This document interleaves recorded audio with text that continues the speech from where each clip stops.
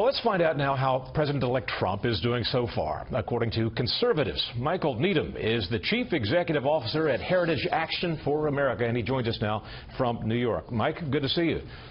Great to be here. Well, first off, I want to talk to you about the most recent picks. Let's start off with Betsy DeVos, nominated for Education Secretary. Your thoughts?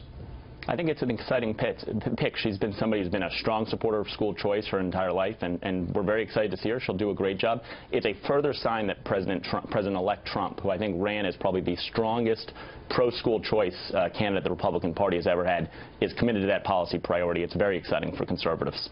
And let's move on to Nikki Haley, the UN ambassador, governor of South Carolina.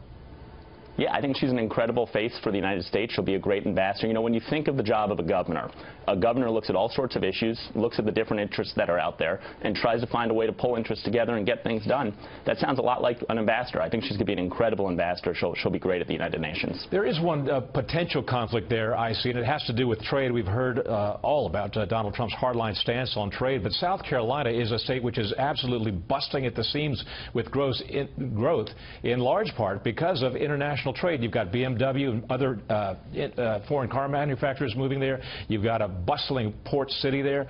You've got Boeing, which has built the new Dreamliner plant and expanding that plant as we speak.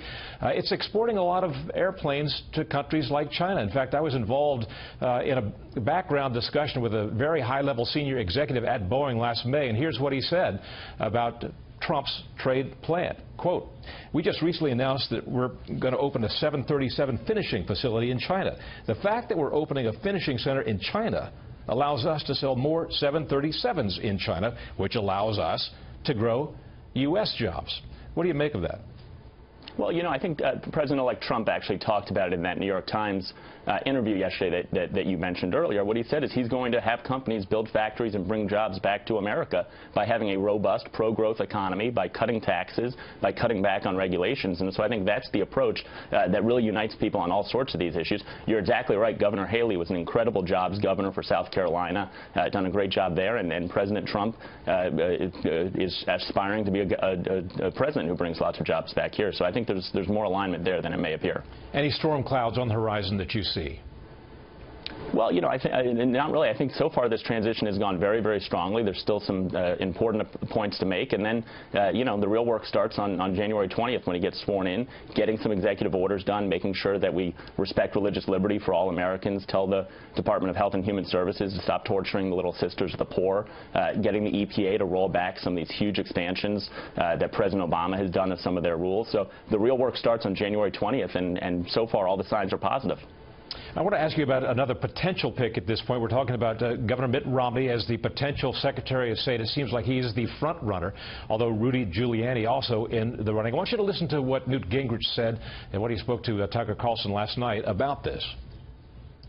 Romney wanted to be in President-elect Trump's job, you know, and to what degree would Romney, once he became Secretary of State, represent himself wandering around the world? Trump's got to have somebody at state who's very tough and very willing to take on foreign leaders. Is Romney the right man for the job?